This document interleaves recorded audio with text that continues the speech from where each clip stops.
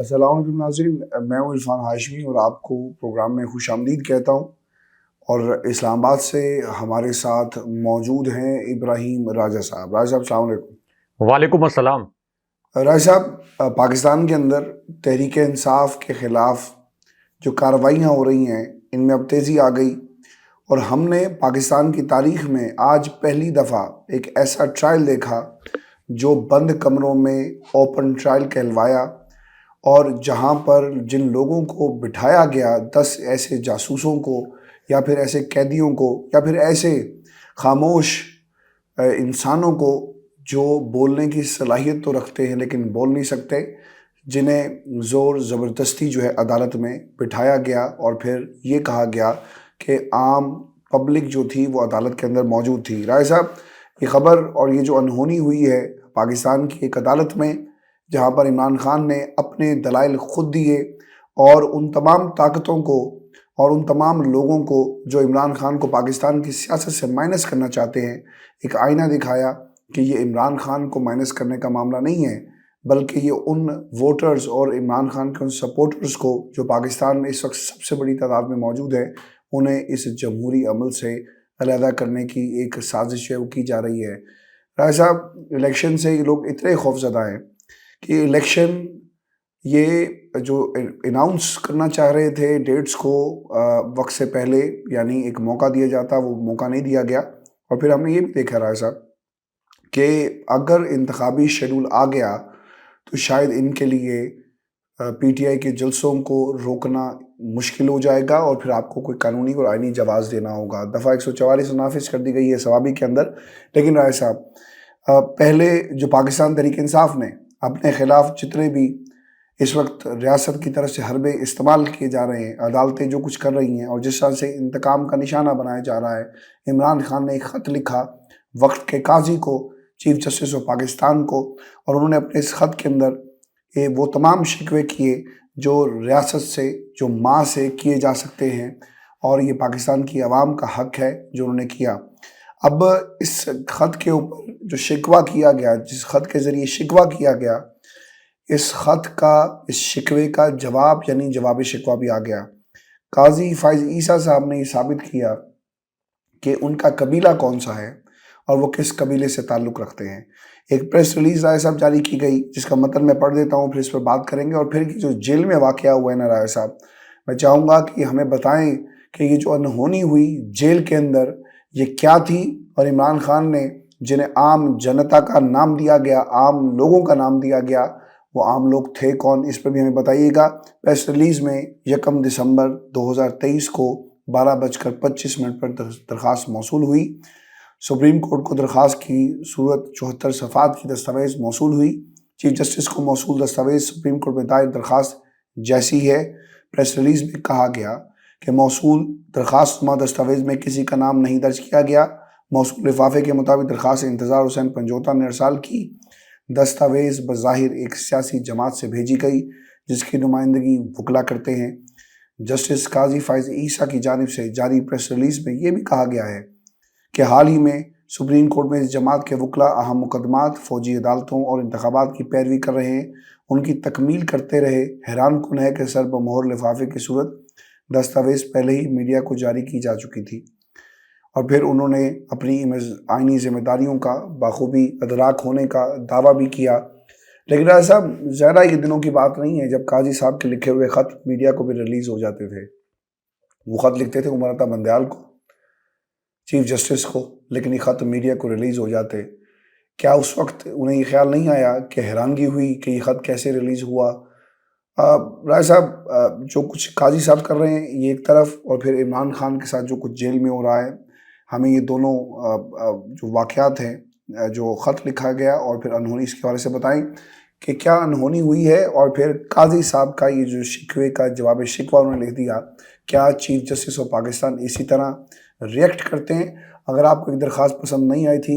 آپ نے جواب دے کر اپنے آپ کو کنٹروورشل بنا دیا، آپ نے جواب دے کر اب یہ بتا دیا کہ آپ کا تعلق کس قبیلے سے ہے۔ جی رائے صاحب۔ دیکھیں ہاشمی صاحب، سب سے پہلے تو ایک دلچسپ واقعہ، ایک ایسا واقعہ جو کہ اپنے ویورز کو سنانا بڑا ضروری ہے، اور بڑا مزہ آئے گا آپ کو اور ہمارے ویورز کو یہ واقعہ سن کر، کیونکہ یہ ایک ایسا واقعہ ہے جسے پاکستان کے پورے مین سٹریم میڈیا نے جان بوجھ کر ڈاؤن پلے کیا ہے، لیکن اس ایک واقعے سے یہ پتہ چلتا ہے کہ پاکستان کی عدالت کے اندر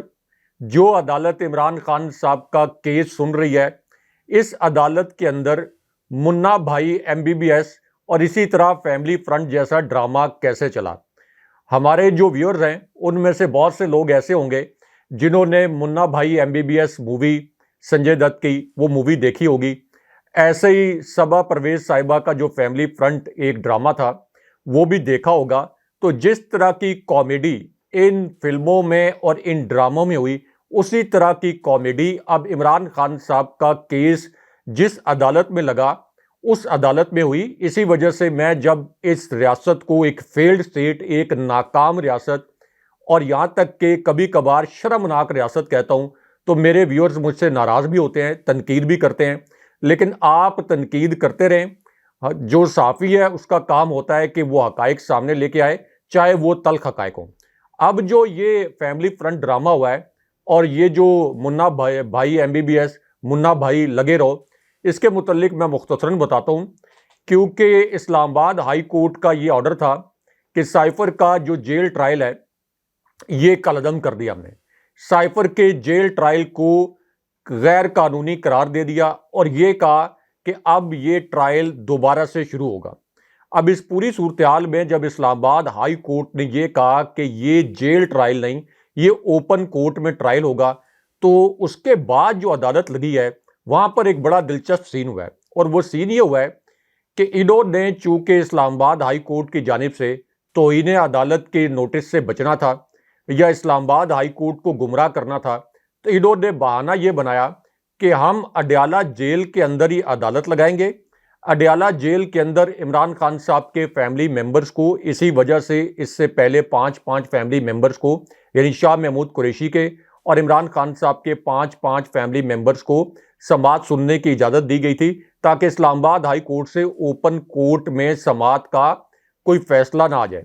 اس کے بعد جب اسلام آباد ہائی کورٹ نے یہ سائفر کا جیل ٹرائل کالعدم قرار دیا تو ایک اور پینترا بدلا گیا اور یہ کہا گیا کہ اب عام پبلک کو بھی اڈیالہ جیل میں عمران خان صاحب اور شاہ محمود قریشی کے کیس کی سماعت کے اندر بیٹھنے کی اجازت ہوگی۔ اسی طرح یہ بھی کہا گیا کہ صحافیوں کو بھی ایکسیس دی جائے گی اور صحافی بھی یہ کیس سن سکیں گے، اس کی سماعت سن سکیں گے،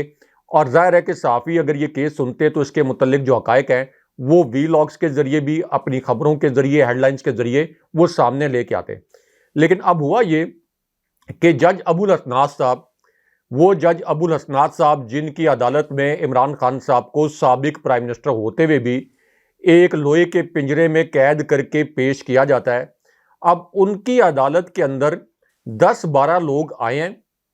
اور ان 10-12 لوگوں کے متعلق یہ ظاہر کیا گیا کہ یہ عام پبلک ہے،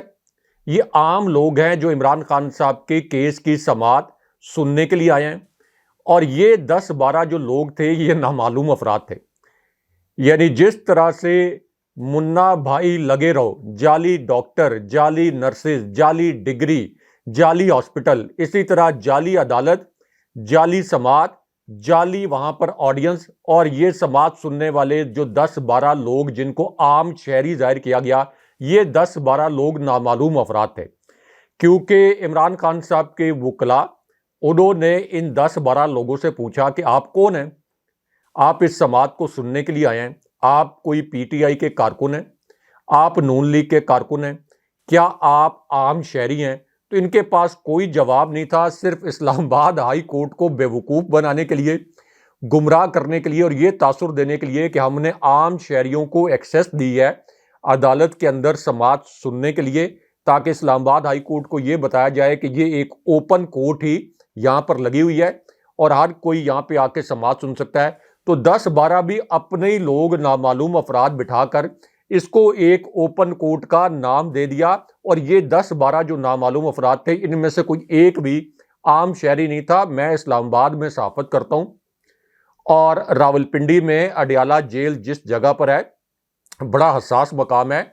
کسی عام شہری کو جرت ہی نہیں ہو سکتی ہاشمی صاحب کہ وہ اڈیالہ جیل میں جا کر عمران خان صاحب کا آفیشیل سیکرٹ ایکٹ کے تحت ایسا مقدمہ جا کر سنے جس کی سزائے موت یا پھانسی بتائی گئی ہے۔ تو شہریوں کو پتہ ہے کہ جو بھی جا کے یہ مقدمہ سنے گا ایسا نہ ہو کہ اس کو اٹھا کر جیل میں ڈال دیں، اس پر بھی دہشت گردی کا مقدمہ بنا دیں۔ تو اس لیے اب یہ ایک نیا مضحکہ خیز ڈرامہ کیا گیا کہ وہاں پر یہ جعلی 10-12 عام شہری لائے گئے اور یہ کہا گیا کہ دیکھیں جی اوپن کورٹ میں یہ سماعت ہو رہی ہے، اس پر بھی اسلام آباد ہائی کورٹ کو نوٹس لینا چاہیے، اور اسلام آباد ہائی کورٹ کو جس طریقے سے گمراہ کرنے کی کوشش کی جا رہی ہے اس سے زیادہ شرمناک حرکت کوئی اور نہیں ہو سکتی۔ اس کے بعد ایک اور دلچسپ واقعہ یہ ہوا ہے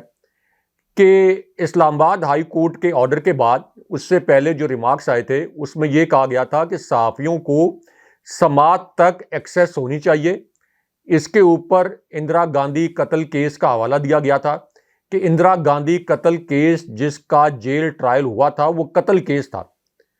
اس کا جو جیل ٹرائل ہوا تھا اس کے اندر بھی صحافیوں کو ایکسیس دی گئی تھی کہ صحافی سماعت سنیں اور اس کے بعد جج صاحبان کے ریمارکس کوٹ کریں اور اسی طرح جو دلائل آ رہے ہیں ان کے متعلق بھی بتائیں۔ لیکن اسلام آباد ہائی کورٹ کے آرڈر کے باوجود صحافیوں کو بھی اس سماعت میں ایکسیس نہیں دی گئی، صحافیوں کو اندر نہیں جانے دیا گیا۔ تو آپ امیجن کریں کہ اگر صحافیوں کو جن کے متعلق پاکستان میں ایک عام تاثر ہے کہ ان کا اثر و رسوخ ہوتا ہے، ان کے تعلقات وغیرہ ضلعی انتظامیہ سے بھی ہوتے ہیں، اسی طرح ان کے تعلقات پولیس آفیشل سے بھی ہوتے ہیں، تو صحافیوں کو روکنا نسبتاً تھوڑا سا مشکل سمجھا جاتا ہے۔ لیکن جب صحافیوں کو وہاں پر سماعت کے لیے اندر نہیں جانے دیا گیا تو کیا کسی عام شہری کو اندر جانے دیا گیا ہوگا؟ اس کا جواب نفی میں ہے، اور صحافیوں کو بھی اس وجہ سے روکا گیا کہ اگر صحافی اندر جائیں گے تو وہ یہ بتائیں گے کہ جج ابو الاسناد صاحب کے سامنے کیا دلائل دیے گئے، جج ابو الاسناد صاحب نے کیا ریمارکس دیے، اور اس کے بعد صحافی اپنے تجزیے میں یہ بھی بتائیں گے کہ عدالت کے اندر کون لاجواب ہوا اور کس کے دلائل جو ہیں وہ بھاری تھے۔ تو اس وجہ سے اب یہ منا بھائی MBBS عدالت لگی ہے اور اس کے اندر فیملی فرنٹ جیسا ڈرامہ ہوا ہے، اور اس سے ہم پوری دنیا کے اندر اپنا ایک مذاق بنوا رہے ہیں۔ اب آ جائیں جسٹس فائز عیسیٰ صاحب کے جواب کے متعلق، یہ بھی ایک بڑی دلچسپ بات ہے۔ جسٹس فائز عیسیٰ صاحب نے عمران خان صاحب کو جواب دیا ہے، یا آپ یہ کہہ لیں کہ تحریک انصاف کو جواب دیا ہے پہلی مرتبہ، اور اس کے اندر جواب کے اندر جسٹس فائز عیسیٰ صاحب نے ایسا لگتا ہے کہ کوئی ساس بہو کا ڈرامہ چل رہا ہے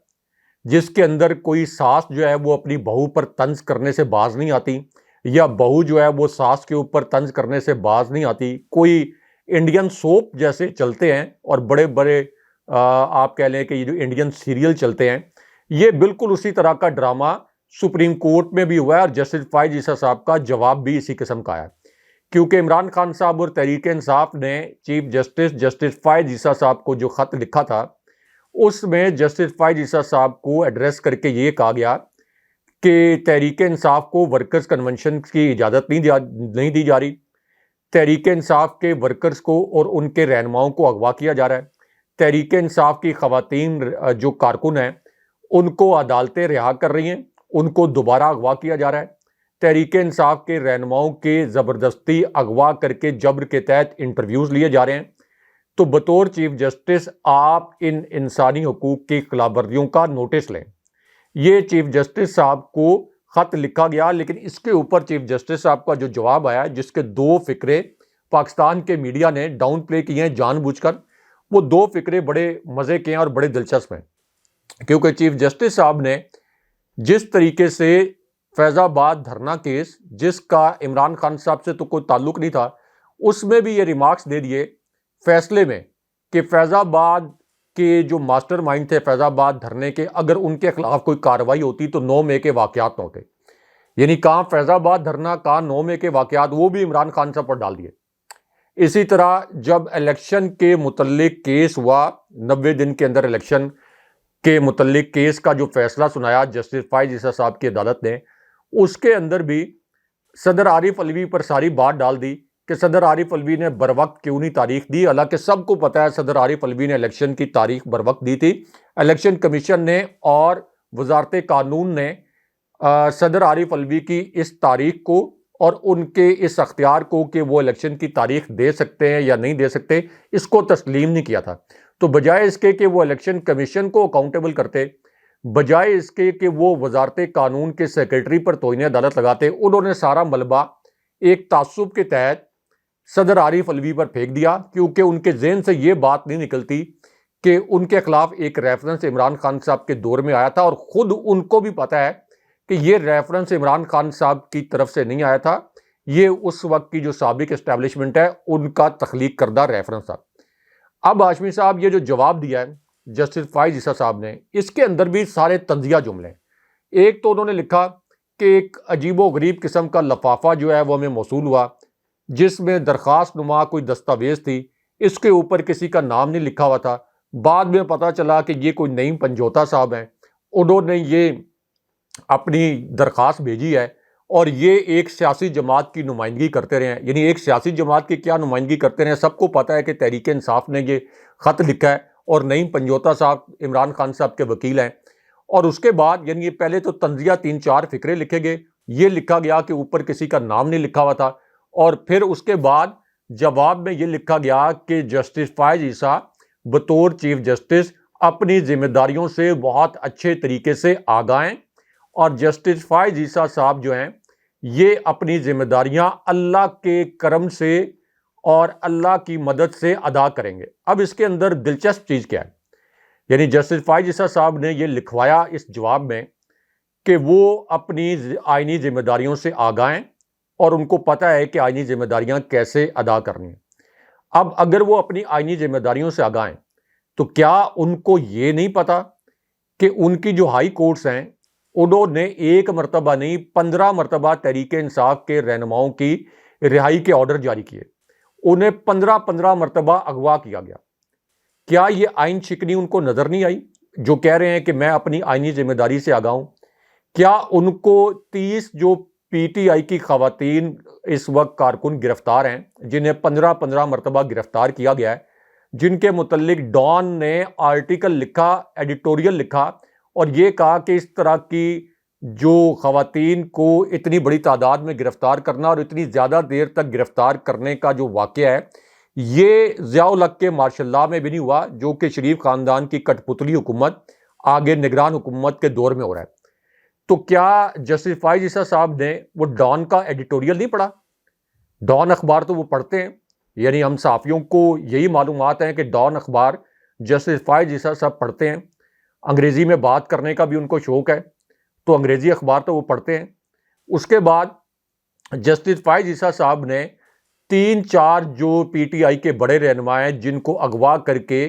انٹرویوز کروائے گئے، کیا جسٹس فائز عیسیٰ صاحب کو ان انٹرویوز کے متعلق نہیں پتہ چلا کہ یہ انٹرویوز ہوئے ہیں؟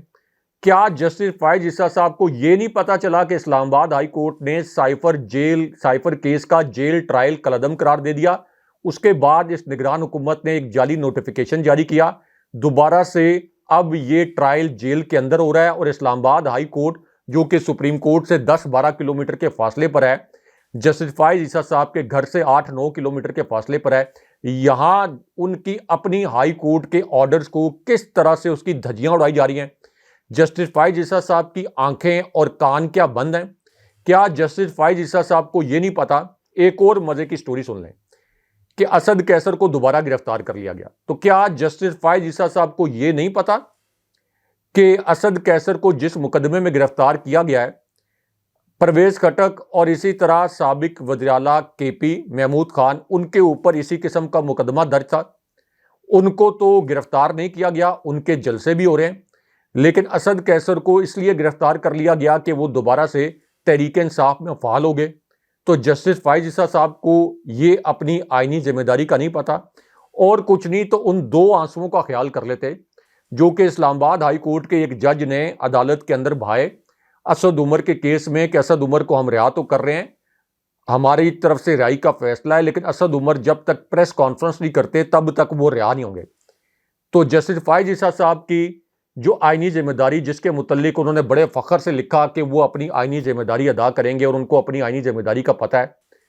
تو کیا جسٹس فائز عیسیٰ صاحب کو یہ سب کچھ نظر نہیں آ رہا؟ جو کریک ڈاؤن ہوا ہے پی ٹی آئی کے ورکرز کنونشن پر، کیا ان کو وہ نظر نہیں آ رہا تو اس وجہ سے جسٹس فائز عیسیٰ صاحب کو یہ جو خط لکھا گیا تھا، جس کے متعلق میں نے کہا کہ یہ اصل میں جسٹس فائز عیسیٰ صاحب کی ساکھ کا سوال ہے، بالکل ٹھیک جگہ پہ ہٹ کیا تحریک انصاف نے کہ کم سے کم یہ خط آن ریکارڈ لایا جائے اور پھر دیکھا جائے کہ جسٹس فائز عیسیٰ صاحب کیا کرتے ہیں۔ بہرحال اب جب انہوں نے کہہ دیا ہے کہ میں اپنی آئینی ذمہ داریوں سے آگاہ ہوں، تو دیکھتے ہیں کہ کیا یہ جو جبر کے تحت گرفتار کیے گئے لوگ ہیں ان کو رہا کیا جاتا ہے یا نہیں کیا جاتا،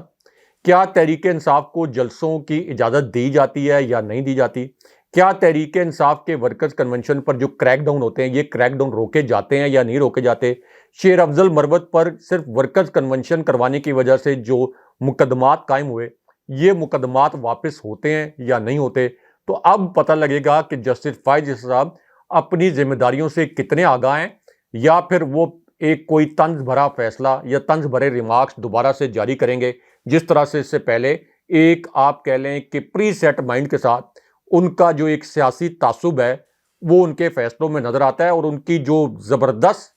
بہترین ساکھ جو بنی تھی فیض آباد دھرنے کیس کا فیصلہ دینے کے بعد، پچھلے 3 مہینے کے اندر وہ جو ساکھ ہے وہ دھڑام سے آپ یہ کہہ لیں کہ عرش سے فرش پر آ گئی۔ اچھا راج صاحب، پاکستان کے سب سے بڑے اخبار کے اوپر ایک دعویٰ اسے کہیں، اسے ایک تجزیہ کہیں، یا پھر جن سورسز کو کوٹ کیا گیا پاکستان مسلم لیگ نون کے، وہ یہ دعویٰ کرتے ہیں کہ نواز شریف کا پاکستان کی اسٹیبلشمنٹ سے تعلق، ان کا سیاست میں واپس آنا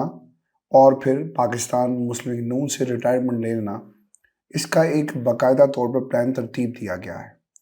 اس پلان کے مطابق نواز شریف اپنی جگہ کوئی اور جانشین مقرر کر سکتے ہیں، نواز شریف اپنی جگہ کسی اور کو پارٹی قیادت جو ہے وہ سونپ سکتے ہیں، اور پھر جب ہم یہ بات کریں تو یقیناً آپ کے ذہن میں اور جو سورسز ہیں وہ یہی سمجھتے ہیں کہ جانشین ان کے خاندان یعنی اپنے گھر سے، نون لیگ کے گھر سے ہوگا، مریم نواز کا نام جو ہے وہ لیا جاتا ہے۔ پھر ایسا اس میں یہ بھی ایک بہت بڑا ٹوسٹ ہے کہ الیکشن لڑیں گے، الیکشن اس لیے لڑ رہے تھے کہ پاکستان میں پولیٹیکل کیپٹل پاکستان مسلم لیگ نون کے پاس جو ہے موجود نہیں ہے، اور اس پولیٹیکل کیپٹل کو اور جس شخصیت کے نام پر یہ جماعت بنائی گئی اس کو بطور ایک سیمپل نمونہ دکھا کر پاکستان کی عوام کے سامنے پیش کیا جائے اور کہے کہ دیکھو یہ ہے وہ مسیحا جو پاکستان میں واپس آ گیا اور تمہارے دکھوں کا مداوع کرے گا، تمہیں ترقی کے راستے پر لے کر چلے گا، اور اس کی رہنمائی میں سب کچھ جو ہے وہ ٹھیک ہو جائے گا۔ میں پچھلے کچھ دنوں سے نون لیگ کے اسی بیانیے کو سن بھی رہا ہوں، اور پاکستان کی عوام جو ہے وہ ہضم کرنے کی کوشش بھی کر رہی ہے، لیکن شاید یہ ہضم نہیں ہوگا۔ لیکن پلان یہ بنا ہے کہ نواز شریف اگر چوتھی بار وزیر اعظم بن گئے پارلیمانی سیاست کے اندر، وہ ان کی جماعت جو ہے وہ اپنا ایک مقام بناتی ہے زیادہ نشستیں لے کر، تو پھر وہ کچھ عرصہ پارٹی کی قیادت کریں گے اور آہستہ آہستہ اپنے آپ کو اس سیٹ سے الگ کر دیں گے، یعنی گاڑی کو دھکا لگا کر اس گاڑی کو جب چلنے کے لیے روڈ پر چھوڑ دیا جائے گا،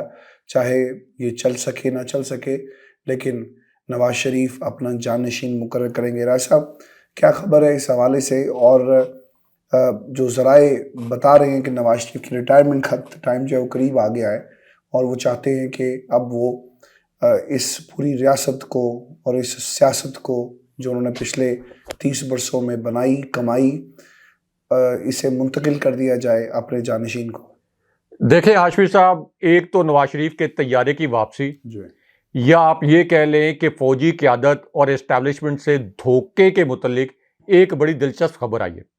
ایک بڑے مزے کی خبر ایک لانچ کروائی گئی ہے پاکستان کے سب سے بڑے اخبار میں، جو کہ فوجی قیادت اور نواز شریف کے متعلق ہے۔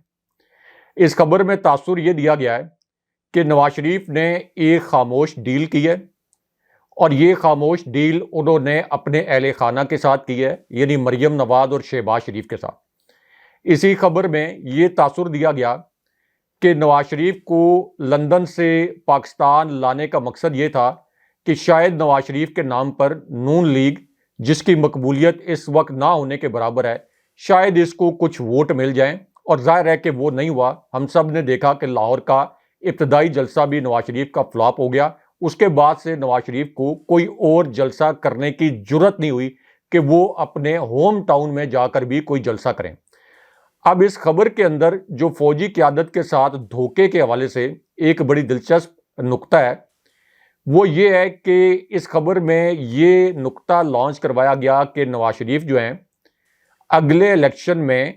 پرائم منسٹر اگر بن گئے، یعنی یہ جو اگلا دھاندلی زدہ الیکشن ہوگا، تو وہ اگر پرائم منسٹر بن گئے تو وہ 1 دن کے بعد یا 2 دن کے بعد استعفیٰ دے دیں گے اور اس کے بعد کسی اور کو چیف ایگزیکٹو بنا دیں گے، یعنی نون لیگ میں سے کسی اور کو، پروبیبلی شہباز شریف کو، اور وہ صرف اس لیے پرائم منسٹر بننا چاہیں گے کہ ایک آپ یہ کہہ لیں کہ سافٹ ریونج لیں گے ان لوگوں سے جنہوں نے نواز شریف کو نائل کیا، تو علامتی طور پر وہ پرائم منسٹر بننا چاہتے ہیں اور ان کو اس وقت صرف پاکستان اس لیے لایا گیا کہ ان کے نام پر کچھ ووٹ حاصل کیے جائیں۔ اب اس خبر میں یہ تاثر بھی دیا گیا کہ نواز شریف کی بریت تو ہو رہی ہے لیکن ان کی نائلی ختم ہوگی یا نہیں ہوگی اس کا کسی کو یقین نہیں ہے، اور اسی خبر میں یہ امپریشن بھی دیا گیا کہ اسٹیبلشمنٹ جو ہے وہ شہباز شریف کے ساتھ کمفرٹیبل ہے، اس لیے نواز شریف اگر پرائم منسٹر دھاندلی زدہ الیکشن میں بنتے بھی ہیں تو تب بھی نواز شریف یہ ڈیل کریں گے کہ 1 دن تک مجھے پرائم منسٹر بننے دیا جائے، اس کے بعد میں کسی اور کو پرائم منسٹر بنا دوں گا۔ اب یہ اس کے اندر دلچسپ جو نقطہ ہے جو فوجی قیادت سے دھوکے کے متعلق ہے وہ یہ ہے کہ ایک تو شہباز شریف ظاہر ہے کہ فوجی قیادت کے ساتھ آن بورڈ ہیں، اس سے پہلے بھی آن بورڈ تھے، خود انہوں نے کہا کہ مجھے اسٹیبلشمنٹ کی آنکھ کا تارا ہونے پر فخر ہے۔ اب یہ خبر اس لیے لانچ کروائی گئی ہے کہ اسٹیبلشمنٹ کو یہ باور کرایا جا سکے کہ آپ نواز شریف کو یہ جو اگلا دھاندلی زدہ الیکشن ہے اس میں شہباز شریف کے بجائے نواز شریف کو پرائم منسٹر بننے دیں، ان کی نائلی ختم ہونے دیں، تو آپ کا جو کنسرن ہے کہ نواز شریف کی اسٹیبلشمنٹ سے لڑائی ہو جاتی ہے وہ کنسرن اس صورت میں دور کر دیا جائے گا کہ نواز شریف ریزائن کر دیں گے۔ یہ جو خبر پاکستان کے سب سے بڑے اخبار میں چھپی ہے، لیکن اس کے اندر دھوکہ یہ ہے کہ اس خبر کے ذریعے فوجی اسٹیبلشمنٹ کو یہ پیغام دیا گیا ہے کہ نواز شریف ریزائن کر دیں گے، اسٹیبلشمنٹ سے لڑائی کا امکان ختم ہو جائے گا، شہباز شریف اس دھاندلی زدہ الیکشن کے نتیجے میں پرائم منسٹر بن جائیں گے، لیکن ایک مرتبہ نواز شریف کی نائلی ختم کروانے میں اسٹیبلشمنٹ اپنا کردار ادا کرے۔ لیکن ہوگا کیا؟ ہوگا یہ کہ اسٹیبلشمنٹ کو یہ باور کروا کے کہ اگر نواز شریف کی نائلی ختم ہو جائے، نواز شریف پرائم منسٹر بن جائیں، نواز شریف اس کے بعد استعفیٰ دے دیں، ہوگا یہ کہ نواز شریف کبھی بھی استعفیٰ نہیں دیں گے۔ یہ صرف اسٹیبلشمنٹ کی آنکھوں میں دھول جھونک رہے ہیں کہ آپ کی جو مرضی کا پرائم منسٹر ہے وہ بے شک شہباز شریف اگر ہیں تو شہباز شریف کو آپ لے آئیے گا، میں اس کے لیے تیار ہوں گا، ایک مرتبہ مجھے پرائم منسٹر بننے دیں، لیکن نواز شریف کبھی بھی استعفیٰ نہیں دیں گے۔ یہ بات آپ لکھ لیں، یہ مریم نواز کی جانب سے اس طرح کی خبریں لانچ اس لیے کروائی جا رہی ہیں اور یہ کہا جا رہا ہے کہ فیملی کے درمیان ایک ڈیل ہے، کسی اور کو پتہ نہیں ہے، اور پھر اس کے اندر یہ بھی کہا گیا کہ نون لیگ کے کچھ لوگ یہ کہتے ہیں کہ ہاں نواز شریف کے متعلق یہ کنسرنز ہیں کہ ان کی اسٹیبلشمنٹ سے لڑائی ہو جاتی ہے۔ ظاہر ہے کہ اسٹیبلشمنٹ کو وہ اپنے سیاسی مقاصد کے لیے ہمیشہ استعمال کرنا چاہتے ہیں، تو اس کے اندر یہ ٹوسٹ ہے کہ ایک دھوکہ دینے کی کوشش کی جا رہی ہے نواز شریف کی جانب سے اور مریم نواز کی جانب سے کہ کسی طریقے سے اسٹیبلشمنٹ کو یہ تاثر دیں کہ ہم تو 1 دن کے اندر نواز شریف کو مستعفی کروا لیں گے، لیکن نواز شریف کسی بھی صورت مستعفی نہیں ہوں گے۔ اس لیے اب یہ تاثر ہے کہ اگر نواز شریف کی نائلی ختم نہ ہوئی تو پھر نواز شریف جو ہیں وہ الیکشن جیسے ہی ہوگا اس کے بعد شاید وہ لندن روانہ ہو جائیں گے۔ اس طرح کا ایک تاثر اور ایک امپریشن جو ہے وہ اس خبر میں دیا گیا۔ اچھا راز صاحب، inter party election Pakistan Tehreek Insaf کا تو ہو گیا اور بیرسٹر گوہر جو ہیں وہ اس وقت چیئرمین پاکستان تحریک انصاف بن چکے ہیں، لیکن ان کی تقریر بہت ہی امپورٹنٹ تھی جس سے انہوں نے عمران خان کو سارا کریڈٹ دیا، اور ایک ورکر کو چیئرمین تحریک انصاف بنانا یہ ایک بہت بڑی بات تھی جس کے اوپر پاکستان تحریک انصاف جو ہے یقیناً وہ لوگ بھی جو عمران خان سے خائف ہیں، ان کی سیاست پر بلیو نہیں رکھتے، آج وہ ان کی بھی تعریف کر رہے ہیں کہ آپ کے گھر میں، نون لیگ کے گھر میں، پیپلز پارٹی کے گھر میں آپ کو موروثی کردار ہی ملیں گے، لیکن عمران خان نے وہ کچھ کر کے دکھایا جو آپ کی جماعت جو ہے وہ نہیں کر سکی۔ رائے صاحب، سب سے بڑا مسئلہ اس کے اندر یہ ہے کہ اس کو کاؤنٹر کرنے کے لیے کچھ کرداروں کو لانچ کیا گیا، اور یہ کردار شاید اکبر بادشاہ بننا چاہتے ہیں اور بادشاہ بن کر نظام اپنی مرضی کا لانا چاہتے ہیں اور پارٹی پر قبضہ کرنا چاہتے ہیں، اور پھر انہوں نے اب اس پورے الیکشن کو چیلنج کرنے کا اعلان بھی کیا، اور 2 کردار ہیں رائے صاحب جنہیں لانچ کیا گیا ہے، یہ کردار کون سے ہیں ہمیں بتائیں، اور اس کے پیچھے کھیل کیا کھیلا جا رہا ہے؟ دیکھیں ہاشمی صاحب، اس کے اندر بھی ایک ٹوسٹ ہے، کیونکہ اب ایک کریکٹر کو لانچ کر دیا گیا ہے۔ جے یو آئی کے جو انٹرا پارٹی الیکشن ہوئے ہیں وہ ایک دن کے اندر ہوئے، اور فضل الرحمان کو جے یو آئی کا سربراہ مقرر کر لیا گیا۔ نون لیگ کے جو انٹرا پارٹی الیکشن تھے، اس سے بڑا فراڈ تو کوئی ہو ہی نہیں سکتا تھا۔ پیپلز پارٹی کے انٹرا پارٹی الیکشن ہوئے، وہ بھی ایک فراڈ الیکشن تھے، لیکن تحریک انصاف کے جو انٹرا پارٹی الیکشن تھے جو نسبتاً بہتر انداز میں ہوئے، اس کے اوپر پہلے بھی الیکشن کمیشن نے جان بوجھ کر تاخیر سے فیصلہ سنایا تاکہ انتخابی نشان تحریک انصاف کا بلہ جو انتخابی نشان ہے اسے چھینا جا سکے۔ اور اس کی وجہ یہ ہے کہ ایک ریسنٹ سروے اور آ گیا ہے جس میں یہ بتایا گیا ہے کہ تحریک انصاف کی جو پاپولیرٹی ہے وہ 77% پر پہنچ گئی ہے،